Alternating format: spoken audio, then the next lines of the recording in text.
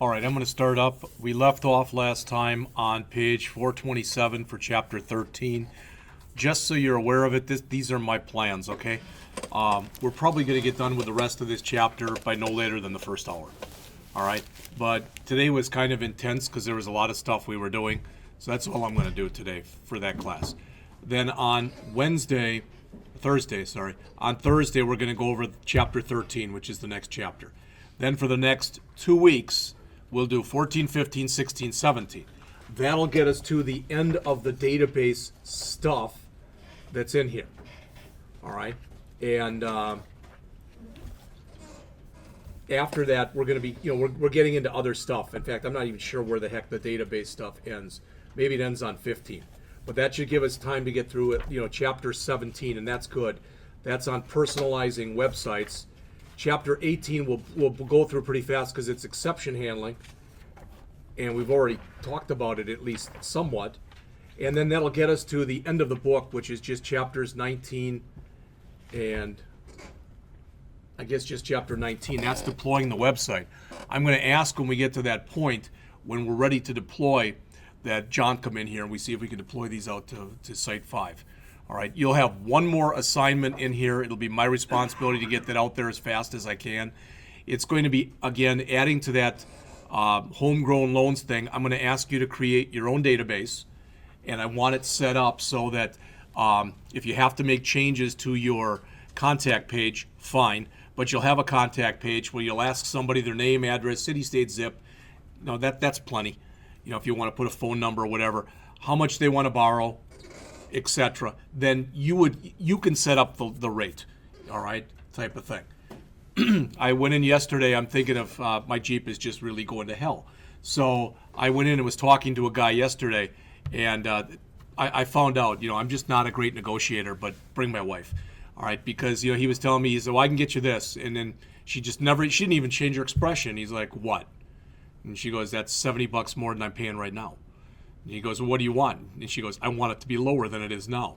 And she just looked him right in the eye. She was really good. I wish I could be that good.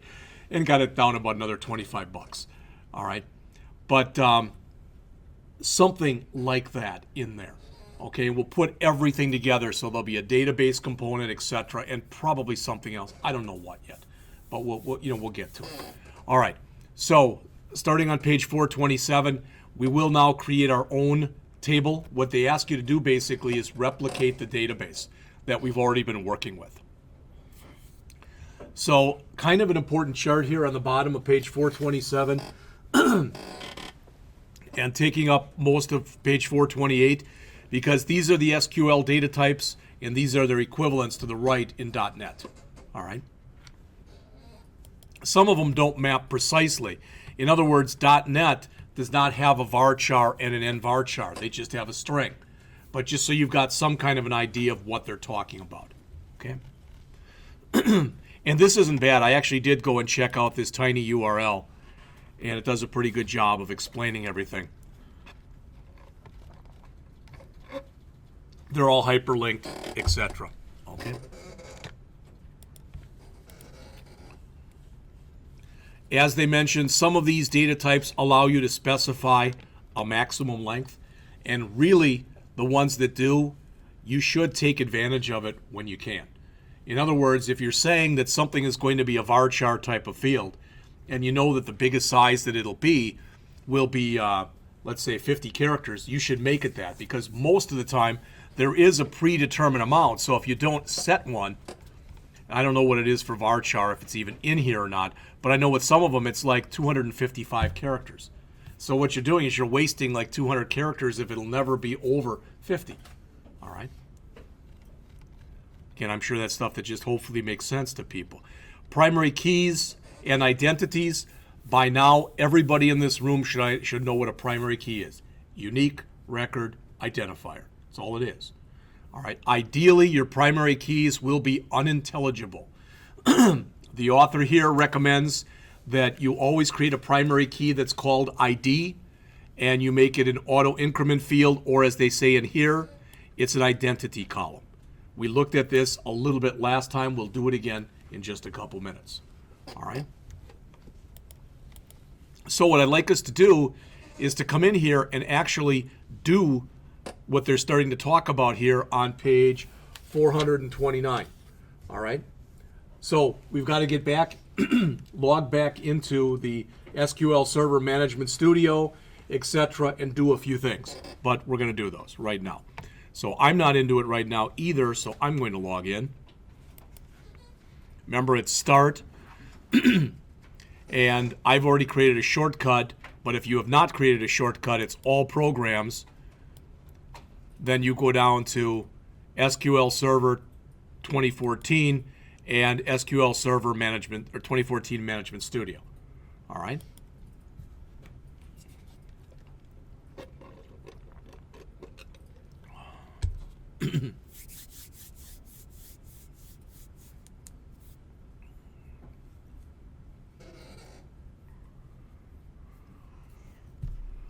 Again, all this stuff should be filled in the same way that it was filled in the last time that you were here.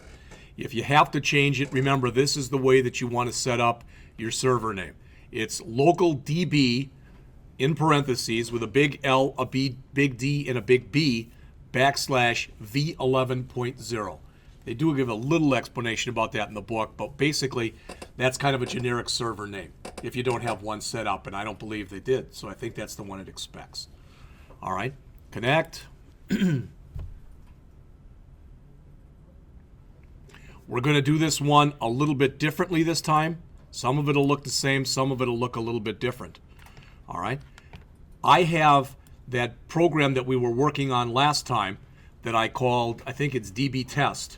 So what I'm going to do is I'm immediately going to tell the system, when you create this, I want you to create it out on the DB test. That makes sense? All right. Because otherwise, we made that generic location for it last time out on the D drive. We created a database, or I'm sorry, we created a folder called databases. But normally you'd want to associate it with some kind of a project. All right. So that, like I said, that's what I'm going to try to do right now. All right, so again, I'm following the steps starting on the bottom of 429. Okay, and I want to create a new database, so I'm going to right mouse click on here and I'm going to choose new database. This is where it'll change a little bit. All right, because I'm going to want that path to be different. So we can call this anything we want. I think we call the other one Planet Rocks, something like that. And we are doing the Planet Rocks duplicate, so I'm just going to call it PR. Typically, you'll come up with a better name than that. All right, because some people could look at that, what is it, public relations, what is it, type of thing. But it'll work fine for what we're doing. Okay, then I'm going to go over to path, and I want to path right over to where my project is. So, on my desktop, I've got that DB test, which is right there, and I'm going to want this to go underneath app data. So in other words, yours should look similar. You can see the path down here. Let me move that. D:\users /JScott /desktop /DB test /app data. Remember, app data is where you typically will put all of your databases. All right, that's what it's for. Okay? You just click on it. Ellipse or the I'll do it again. All right, I clicked on the ellipsis. It's right here.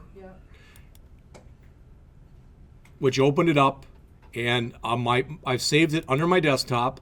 I called it DB test, and I want to put it underneath my app data. Now, a couple things, because it's real simple to make this mistake. Don't put it under app code, because that's where your classes go that you write. That's technically just for code. I don't know of much of anything you put under app data besides databases. Question? The database test, when did we make that? We did that last time. We were kind of screwing around. If you don't need it, you can remove it. It's not going to hurt anything. You can leave it there too. So, all right. Any other questions? Does that make sense to everyone? All right. So I'm going to click OK, and it's set this one. Remember, I also want to set my log file. The good news is it remembers where I was, and I can just highlight it again and click, double check and make sure that yours are something equivalent to that. I already have that DB test program open. All right. So again, I'm telling it to create a brand new database called PR. I'm the owner because I'm the default. All right. There's the database right here. And there's the log file that goes with it. All right. And remember that log file too is supposed to have basically a copy of every transaction that took place on the database. And even though this isn't that class, one thing we haven't talked a whole lot about in the secure coding class is secure coding. All right. And when you're talking about secure coding in any programming language, it's like what if I had pretty good proof, as an example. What if I had pretty good proof that Eric tried to break into my system, okay? And I mean, I could tell because he kind of left his fingerprints on it, so to speak, but I asked him about it, and he goes, I didn't do it. All right. Unless I'm logging when people attempt to break into the system, I can't prove it was him. Technically, I can't even prove it was done. So log files, what they do is when people claim that they didn't do something, it's the whole feature itself is called repudiation. But the idea is what you want to do is if somebody claims they didn't do it, you want to say, yes, you did, and here's the proof.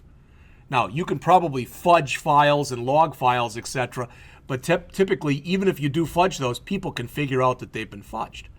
All right? So again, the idea here is, with the log file, if I went in and filled and put a ton of records in there, and then let's say Laura came in and changed a bunch of them, and everything was fine except one record got hosed.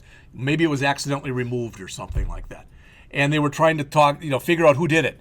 Well, with a log file, if we were all sucking on the same database, so to speak, you'd be able to tell because it would have a login associated with it. All right? All right, so I've got all that. I'm going to click OK. Jeff, did you also connect under the log? Yes, I did on both of them. All right? So now I should have it here. So when I go back to this, all right, I'm going to go back here. One of these I think is refresh, isn't it? There. And refresh. It may or may not show it, but the idea is eventually it should be underneath there. All right, still isn't showing, but that's where it should be. All right, I had this happen before, and I literally had to get out and get back in again before it showed.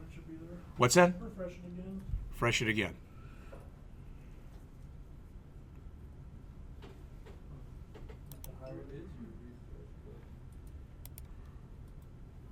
Yep, there it is. Thank you. If at first you don't succeed, refresh again. Okay? All right, so it's under there. Now it's just an empty database right now.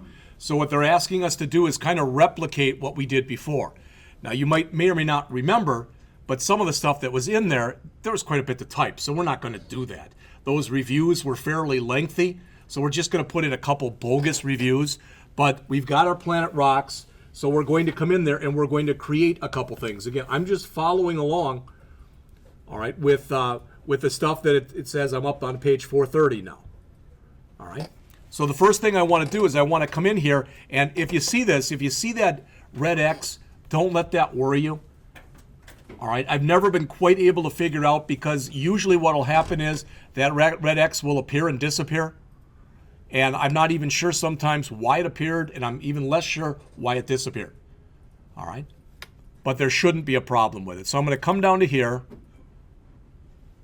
So I've got my Server Explorer on my left and my Solution Explorer on my right, and I'm sure that I'm on my PR.mdf file. I'm going to right mouse click on Tables, and I'm going to click Add New Table. I think I can do it right there. I don't think I have to move down. Yep, I think that's right. All right.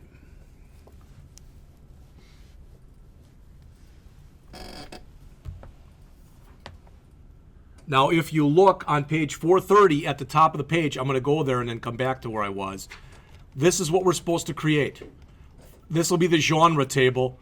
Whoops, sorry, it's up higher on the page. Right there. 3 fields in it. An ID field, which is an int, that we're going to drill down and set the identity to true, and it'll be equal to 1. A field called name, that's an nvarchar, all right, of size 100. And a sort order, which is an int. Okay, so that's what we want to create. That makes sense to everyone? Those are the 3 fields that we're going to want to put into the genre table. All right? So I've got ID already. It's an int. You can see that by default, it makes it a primary key. Okay, you can see that right there. The little key is there. If I right mouse click on it, I can choose remove primary key. The only reason I'm telling you that is there is absolutely nothing that says the primary key must be the first field in a table. Quite often it is, especially if it's an unintelligible field like this that's called ID. It doesn't have to be though. All right. Now I've got my choice. I can keep adding fields, but what I'm going to do is before doing that, with the ID field highlighted like this, I'm going to go down into my properties area down here. Everybody with me? So I'm going down here. Notice if I go down far enough, it's got identity specification. So I'm going to click that. And right now where it says is identity, it says false. I'm going to double click on it so it's true. And what I just did was I made it an auto increment field. I told it to start at 1, and I told it to go up by 1 every time. That makes sense? You don't have to start it at 1. I've given this example before. I remember going to a gas station in town where it said no checks accepted that start with less than 500. All right, there's a sign on the pumps. So what do people do when they do that? They start up a new account and they say, can you have my first check number be 501? I mean, there's always the old joke that if you make the better mousetrap, the mice get smarter. It's the same kind of an idea. But for what we're doing, that's fine. All right, so that's that one. That's all we have to do for that particular field right there. That's done. So the second one is going to be called name. It's going to be an N varchar of size 100. Whoops. And we do not want to allow any nulls, so I'm going to uncheck that. And then finally, I've got sort order. And its sort order is going to be of type int. And again, I don't want to allow nulls. Now, a couple things on this, and it's probably stuff you already know, but it never hurts to go over it one more time. That is, first of all, when you look at it here, you can see what's being built down here. It shows you the actual SQL that's being generated. All right, that's first thing. Second thing, there's probably a story why they've got N in front of varchar. I don't know what the story is. You know, to be honest with you, if you check it out and find out and tell me, I still don't care. But I will tell you with Oracle when they did theirs years ago, and this is a true story. I mean, it was told to me by an Oracle engineer, so I think it's a true story. They had char, which was a fixed size character field. Then they made varchar, variable length character field. But somehow when they created the varchar, they screwed it up. Don't ask me why, but they screwed it up. So they ended up calling it varchar 2. So what happens is Oracle actually supports varchar and varchar 2. But if you look at their own documentation, this is the way it was. Maybe it's changed over time. But their old documentation used to say, we highly recommend you use varchar 2 instead of varchar. Now, they're not going to say because we screwed it up when we created the original varchar. But that's what happened. All right? So I think everything's done now. Okay, so I'm going to come back to here, and I'm going to say to save it. And it asks me, and I'm surprised it did that. All right, normally it just saves it right there, so I'm not sure why it's doing that.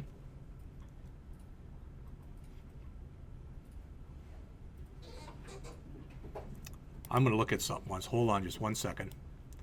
I'm wondering if when I created it here, this and this should be totally synced up. They should be the exact same thing. I should be able to go and do stuff from here or do stuff from here.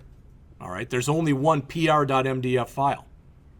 All right, but for some reason, it's supposed to save it and save it immediately right where I am. All right, but it's not. So I'm going to try, when I save it, I'm going to try to give it a path. So save it, says where do you want to save it? Well, it's on my desktop. It's under DB test. It's under app data. And it says there's nothing there that matches. Well, I'm not supposed to call it table. I'm supposed to call it genre. All right? And it should be in there now. Now, one thing, when I did this, I literally sat down one night, went through every single exercise that was in here, and it worked fine, and it didn't do that. Now, if you said, well, then why did it do it right now? I wish I knew so I could tell you. All right? All right, I refreshed, and notice what's in there. The file is there. Okay, but it's under app data, it's not under here. That's not good. I don't know if I can take that and drag that here or not, if it'll take that. So I've got the right file in pretty much the right place, but it should be underneath there. That's where I want that to go, and I'm not sure if it's there or not, so we'll find out. All right. So we've done this. You can see, again, the associated SQL that comes in here. All right. But now what I'd like to be able to do is I'd like to be able to go in and actually add records. Like I said, this is just looking screwy from the way it looked the other day. So.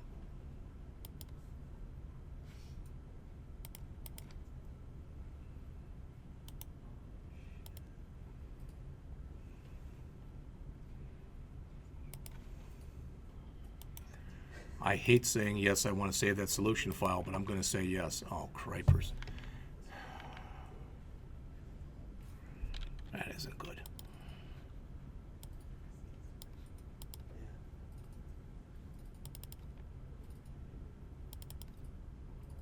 It says it's already there. Yeah.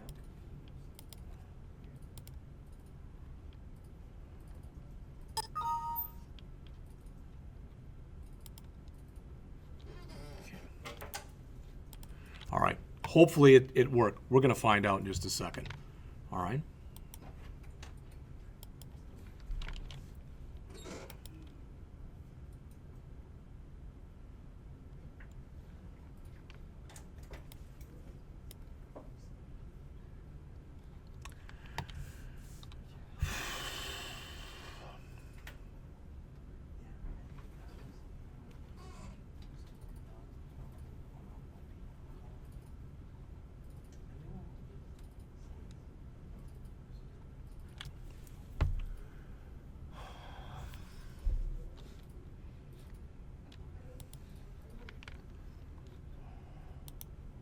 Close. Okay. Close that.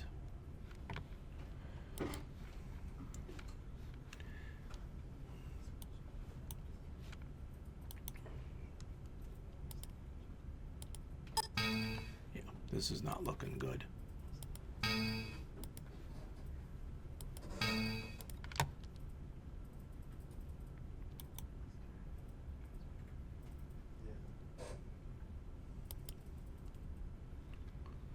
That's nothing.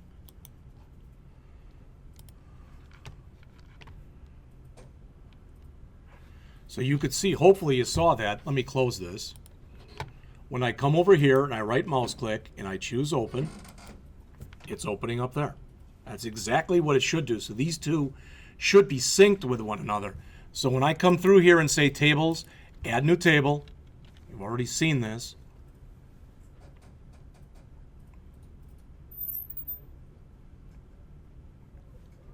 So ID, you've seen all this stuff, but I'm gonna come through and do it again.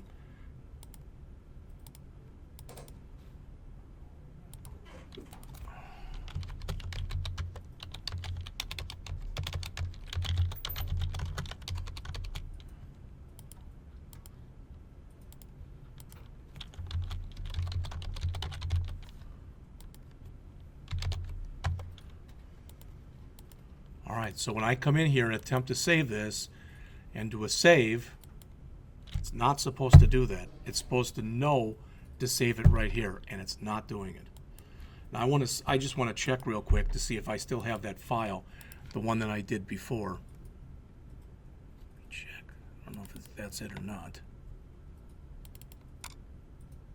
Nope, that's sales orders. Doggone it.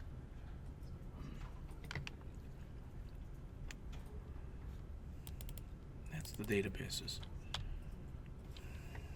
you put in DB test? No, though, that's the one I'm working on now. Oh, okay. And this is an older one. With junk in it. Doggone it.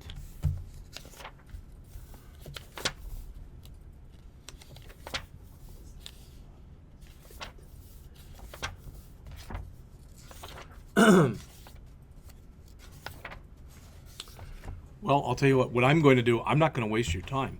What I'm going to do is I'm going to go back and redo every exercise in this chapter from scratch. All right. And I'll see if I can do that tonight when I get home. And I'm just going to tape the whole thing.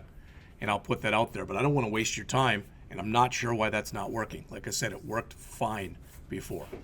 All right.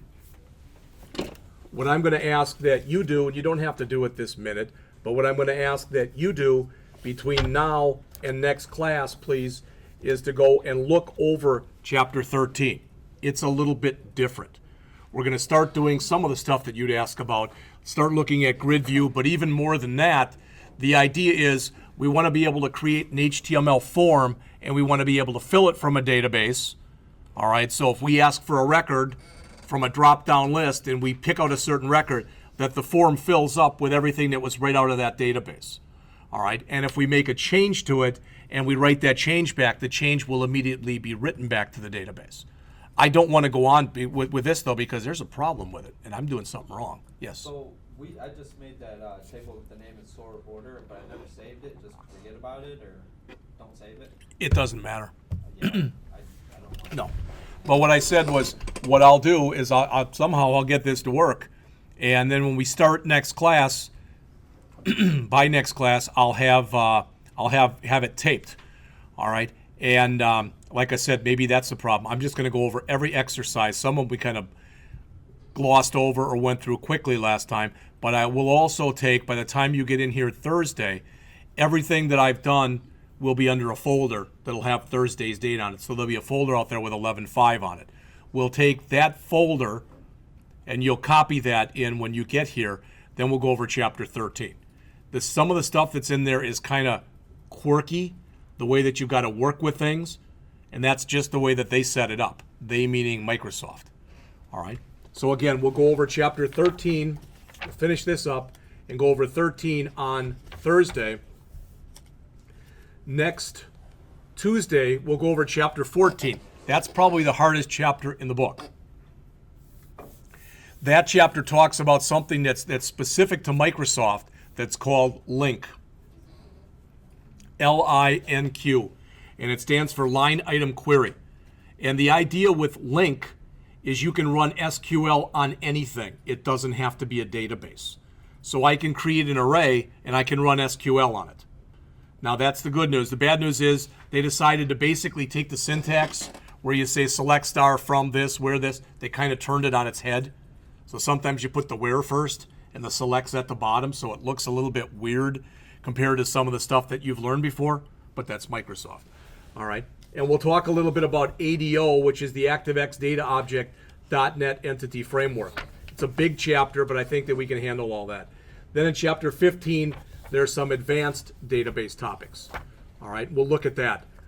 When we get to Chapter 16, this is going to be interesting because I'm not sure how much of the stuff that's in there we're going to be able to do because it's on security. And I don't know with some of the stuff they ask you to do if we have permissions, me included, to do some of the stuff that's explained in there. I'd like to go through that chapter, though, because I'd like you to be able to try to implement some security on your next iteration of your next assignment. Then Chapter 17 is on personalizing websites. All right. 18, like I said, is on exception handling and tracing. In fact, I'll tell you what, because I don't want to waste my time, I don't want to waste your time, but it's 1:36. What I'm going to do is I'm just going to jump way the heck ahead, and I'm going to jump all the way up to Chapter 18 right now, which is on exception handling and debugging, because virtually everything that's in there you already know how to do. All right, so we'll go over it, but we'll go over it fairly quickly. So that starts on page 663. All right, not to try to waste any more of the period. So ideally, when we come back from break, all right, so we've got 3 weeks then, the week of the 30th, the week of the 7th, and the week of the 14th. All right, and when we come back from break, the only assignment that we'll have, or the only chapter we'll have to do, will be Chapter 19. And again, Chapter 19 is on how to deploy a website. And what I'll do is I'll grab one that I've created and I'll ask John to walk me through how to deploy it out to Site 5. And maybe he could even be here for that class period when we do it as a class. All right, so I'm jumping up like I said. This is kind of weird because it's a combination of two different chapters. So let me stop what I'm taping here